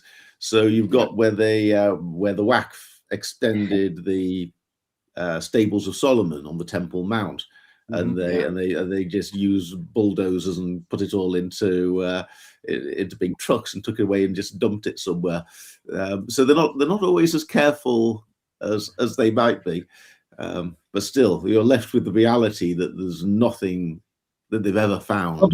But brother, here's how Muslims look at it. Since we found nothing, that is a great evidence that the Quran is true. For example, you read the story. I'm not joking. You read the story about a prophet. His name Saleh, and the people of Samud. A prophet by the name Shaib, and the people of Midian. Okay, but different. And Allah said in the verses, and when they were destroyed, nothing was left out of them. So now you go and dig, you find nothing. That is a great evidence that what Allah said in the Quran is true. And the opposite is true. We can go to find the 5 cities, actually 4, were destroyed by Sodom and Gomorrah. And we know there's a big ball of sulfur this big. And we know that archaeologically, yes, there was cities here and they were destroyed. And the evidence is, look, here is the sulfur, which is the punishment God brought on this people. But Muslims don't use logic. They don't use common sense. Since there was nothing there, that is a great evidence that what Allah said is true. On the other hand, I'm not going to change the subject. You talk about the wall which built by Alexander the Great, Zulkarnain. It's built out of blocks of iron covered with bread or copper. Okay, and Allah said in the Quran that no one will touch it. Nobody can dig a hole in it, and Allah will destroy it in the day of judgment. Good. That means it still exists today. Yes. Where? Yeah. Well, good Right. question. Yeah. But you see, Usama, the thing is, okay, you look for artifacts and archaeology in Mecca, you find nothing. But if you look for Mecca in the Quran, you find something. And what you find is not Mecca, you find Jerusalem. So we have positive evidence that Mecca did not exist. Mm-hmm. You see, it's very, Amen. very hard to prove that something did not exist. But with the Jerusalem thesis, we have evidence that it's not about Mecca, but Jerusalem. I Yeah. see your So point. we have evidence. We have found something. Yeah. Yeah. Yeah. And we will Namely, a bit. that the city described in the Quran is something else. Something that baffles me particularly with too many people nowadays, that they are not Muslims, but they will see that there is absolutely no evidence for Mecca, but they will still use the standard Islamic narrative, and they will say, well, the standard Islamic narrative says it was massive, but probably it was not massive, it was probably a small city, but they will still conclude Mecca was there, everything happened there, and it's like, but this is not how you do science. All of the evidence indicates it wasn't there. It never happened there. But everybody seems to, or too many people seem to conclude that, okay, well, there will be problems with the narrative, but overall, it was still Mecca. It happened there. It's like, this is not how you do science. You actually look for all of the evidence, and the evidence is very clear. But too many people seem to be very scared about going down that path. Right. Exactly. Paul, I have a question for you. Since you wrote the Jerusalem thesis, a book, the definitive book on it, what for you is perhaps the one, I know there's many, but to end off with, what is the one thing that led you to believe that there was no Mecca and that Jerusalem was the site of Mecca that they're trying to recreate in Arabia? Well, when I first started taking an interest in the Quran, the three books by academics that were quite early on in my reading, and it was from these three books that it just cries out Jerusalem. One of them is, my mind's just gone blank for the moment. I could fetch it for you. Is by Daniel Beck, and it mentions it's about the apocalypse in Islam, and the Daniel Beck book makes an absolutely compelling argument. Evolution of the early Quran. Sorry? Evolution of the early Quran. Yes, that's right. The evolution of the early Quran, and it makes an absolutely compelling case that the early surahs of the Quran are based around the Byzantine Sasanian War, and in particular the Persians who were invading the Byzantine Empire at the time when traditionally the Quran is being announced. So the Quran is traditionally said Muhammad's supposed to have had his first revelation in 610, and Jerusalem falls to the Persians in 614. Well, that's extraordinarily close and in time. And he makes a case in the first chapter is, I think, a wonderful chapter. Everyone should read it. It's called Maccabees, Not Mecca. And he explains that the companions of the elephant is a reference, is an allusion to the story of Judas Maccabeus when the Seleucids brought up elephants to attack Jerusalem. And there's more to it than that, but that's a simple version. So he persuaded me that the early surahs are all about the war between the Byzantines and the Sasanians, and in particular around the defense of Jerusalem from the pagan Persians, from the Judeo-Christian point of view. The second book that I read is The Quran and the Bible by Gabriel Said Reynolds. Yes, and sorry, I hesitated. Gabriel Said Reynolds, and you read that, and so many, this page after page. My jaw was on the floor reading this for the first time, and you realise just how saturated the Quran is with biblical allusions. Everyone who takes an interest knows that it features biblical characters like Abraham and Moses and Jesus, but the depth and the breadth of the biblical references, very few people seem to appreciate this. But it was clear that the person who wrote the Quran, or the primary prophet, was absolutely enthralled to the biblical story. And the biblical story is all about Jerusalem. It's just not possible that somebody could make these hundreds, maybe thousands of allusions to the Bible, which is all about Jerusalem, and not treat Jerusalem as their special holy place.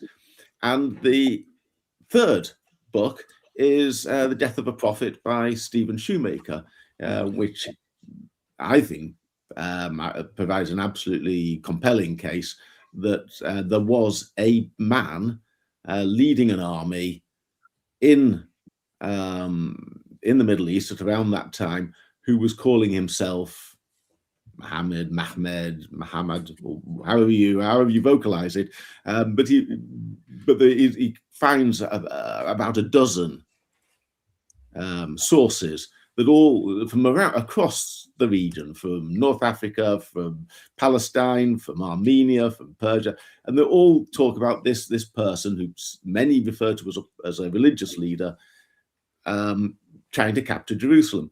And you put those three big jigsaw pieces together. You've got somebody who's highly motivated by the Persian attack on Jerusalem. You've got somebody who's absolutely committed to the Bible narrative, the overall Bible story. And you've got the fact that a person with this name was actually trying to capture Jerusalem. And the story tells itself. The Quran is about Jerusalem. And when it says go and capture the Masjid al-Haram, it's because that's what the guy was actually doing. So, or to summarize it, what was actually probably quite a long answer, to summarize it very shortly, my radical Jerusalem thesis is no more than that the Quran is talking about the place it is talking about, and that Muhammad was trying to capture the place that he was trying to capture. Awesome. Thank you. Yeah, that's great. That lines up with what Odon says, with what JC says. And even Usama, you're coming around to this idea, and it makes sense to me. And there's also, I see allusions to other issues as well, but this is great. So this was our first episode on this topic. I'm guessing we have so much material. There's enough for several talks. So shall we schedule one for next week, guys? Would that be good with you? Yeah. Amen. One down, 300 to go. No, Usama. No. Yusuf, take him outside, take him for a walk, some fresh air. Okay. I feel you. I'm struggling with him with the Arabic show too. Oh my God. So yeah, this is brilliant. And Paul, thank you for coming out of hibernation to join us. It's quite an honor. Thank you. No, Really great. Thank you very much. And it's been a pleasure meeting you guys. Apart from Odin, I've never spoken to any of you before. It's been a really good chat. I very much like what we were talking about, particularly this idea of finding the answer, finding this, applying the historical method, taking the polemics and the nonsense out of it, and then drilling down and finding what actually happened. That's what interests me, and it's always great to talk to other kindred spirits, casting a light into the mystery. Yeah. Kalam El sent apologies. He was delayed at work, so he got home late. So hopefully next week we shall see. But okay, so then same time next week. And Odon, thank you. Always an honor. Always a pleasure. JC, of course. Usama, I see you way too often,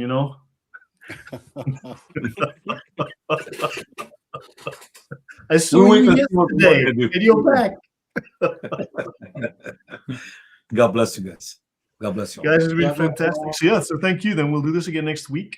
I'll add your links. Odon, apologies for the oversight. We'll arrange this to stream this again on your channel maybe tomorrow. So we'll set that up and we'll send it to you, Lisa. We'll have it as a stream on your channel again. All right. So thank you guys. Thanks to the audience. Thank you for the engagement. Really appreciate it. God bless everyone, and we'll see you next week on the same topic. Thanks, everyone. Goodbye.